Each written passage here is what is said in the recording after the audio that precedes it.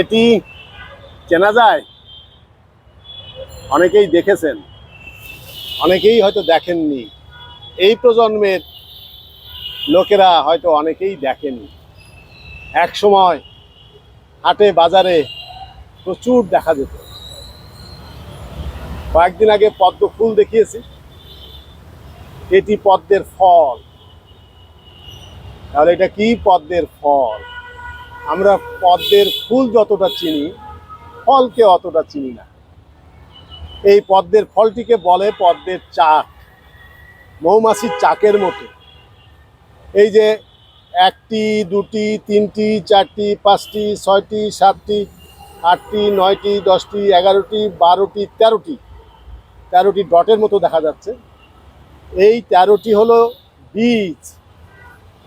এর মধ্যে বীজ আছে সাদা রঙের, এটি খাওয়া যায়।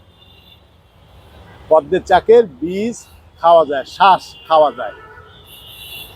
তাহলে এটি পদ্মের চাক।